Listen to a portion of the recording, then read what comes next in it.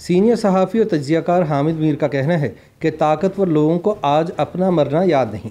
आला अदलिया का जज बनने के लिए कभी कभी कुछ मुंसिफों को इंसाफ की बजाय नाइंसाफ़ी भी करना पड़ती है, लेकिन नाइंसाफ़ी करने वालों का अंजाम वही होता है जो जुल्फ़िकार अली भुट्टो को फांसी की सज़ा सुनाने वाले साबिक चीफ जस्टिस मौलवी मुश्ताक हुसैन का हुआ। एक गैर मुल्की वेबसाइट DW के लिए लिखी गई अपनी एक तहरीर में हामिद मीर बताते हैं कि बहुत साल पहले अदाकार शाहिद के साथ पहली मुलाकात बागे जिना लाहौर में हुई थी। ये वो ज़माना था जब नवाज शरीफ पहली मरतबा वज़ीर-ए-आज़म बन चुके थे और कभी कभी शाम को बागे जिना के जिमखाना ग्राउंड में क्रिकेट खेलने आया करते थे। हम भी शाम को मुन्नू भाई, अब्बास अथर, जवाद नज़ीर, शाहिद शेख, नईम ताहिर शेख और अदाकार शाहिद के साथ बागे जिना में वॉक किया करते थे।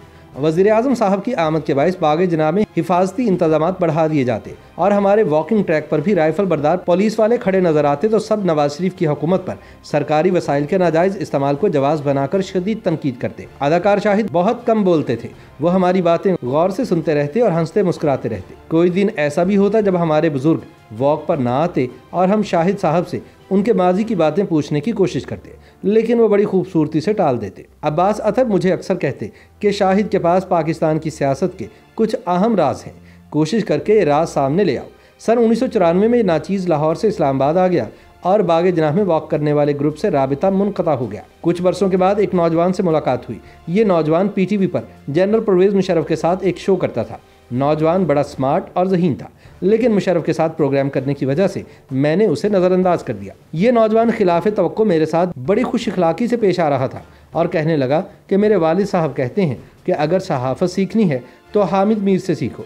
मैंने पूछा कि आपके वालिद का नाम?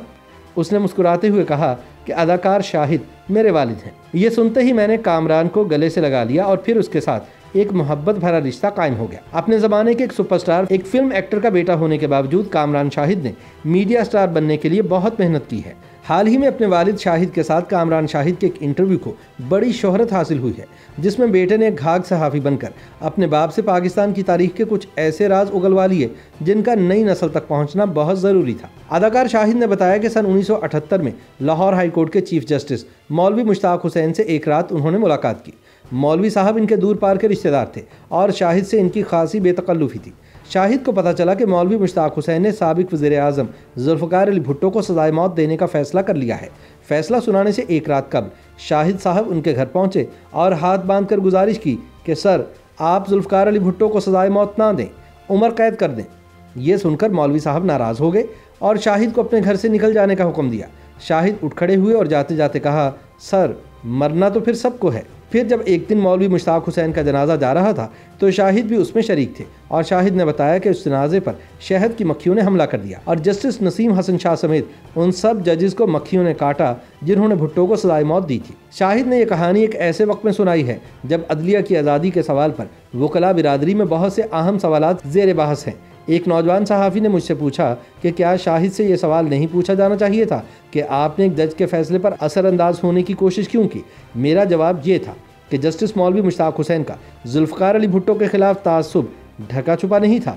भुट्टो ने सीनियरिटी नज़रअंदाज करते हुए इन्हें चीफ जस्टिस नहीं बनाया था, लिहाजा मौलवी मुश्ताक हुसैन ने भुट्टो के खिलाफ फैसला सुनाने में इंसाफ के सब तकाज़ों को पामाल किया। मौलवी मुश्ताक हुसैन ने जो किया वही कुछ सुप्रीम कोर्ट के जजों ने भी किया। जस्टिस नसीम हसन शाह ने भी एतराफ़ किया कि भुट्टो के साथ नाइंसाफ़ी हुई, लेकिन यहाँ हमें उन जजों को भी याद रखना चाहिए जिन्होंने तमाम तर दबाव के बावजूद फ़ौजी जर्नैलों की मर्ज़ी और मंशा के मुताबिक फ़ैसले लिखने से इनकार किया। इन्हीं में से एक बहादुर जज चौधरी गुलाम हुसैन भी थे। वो इंसदाद दहशतगर्दी की एक खुसूसी अदालत के सरबराह थे। उनकी अदालत में भी जुल्फ़िकार अली भुट्टो के खिलाफ लाहौर रेलवे स्टेशन पर बम धमाका कराने का मुकदमा ज़ेर समाअत था। चौधरी साहब ने अपनी किताब जज, जर्नैल और जनता में इंकशाफ किया है कि एक दिन लाहौर हाई कोर्ट के चीफ जस्टिस मौलवी मुश्ताक हुसैन ने मुझे बुलाया और कहा कि भुट्टो के खिलाफ फैसला सुना दो तो तुम्हें हाई कोर्ट का जज बना दूंगा।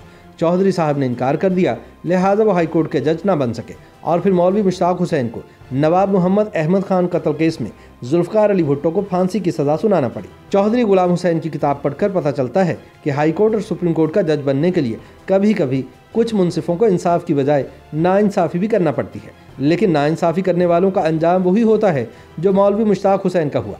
अदाकार शाहिद ने कामरान शाहिद को इंटरव्यू देते हुए साबिक चीफ जस्टिस मियां साकिब निसार के साथ अपने पुराने ताल्लुकात का भी जिक्र किया और बताया कि कॉलेज के ज़माने में साकिब निसार हमारे मोहब्बतनामे लड़कियों तक पहुंचाया करते थे। साकिब निसार का जिक्र जिस अंदाज में किया गया वो किसी साबिक चीफ जस्टिस के शायान इंशान नहीं था, लेकिन शायद साबिक चीफ जस्टिस ने अपने अमाल से खुद ही अपनी इज्जत के लिए ख़तरात पैदा किए। शाहिद के तारीखी इंटरव्यू का सबसे यादगार और सबक आमूज़ जुमला यही था कि मरना तो फिर सबको है। हामिद मीर कहते हैं कि जिन ताकतवर लोगों को आज अपना मरना याद नहीं, वो अदाकार शाहिद का अपने बेटे कामरान शाहिद को दिया गया इंटरव्यू सिर्फ एक मरतबा ज़रूर देख लें। इन्हें साफ नज़र आ जाएगा कि जब वो इक़्तिदार और इख्तियार के मालिक ना होंगे तो तारीख उन्हें कैसे याद करेगी। YouTube पर गूगली न्यूज देखने के लिए youtube.com की सर्च बार में गूगली न्यूज टीवी टाइप करें। गूगली न्यूज के पेज पर सुर्ख रंग के सब्सक्रिप्शन वाले बटन पर क्लिक करना ना भूलिए। YouTube पेज पर अपलोड होने वाली वीडियोस से बाखबर रहने के लिए बेल आइकन पर क्लिक कीजिए। आपको हर नई वीडियो के बारे में नोटिफिकेशन मौसूल हो जाएगा।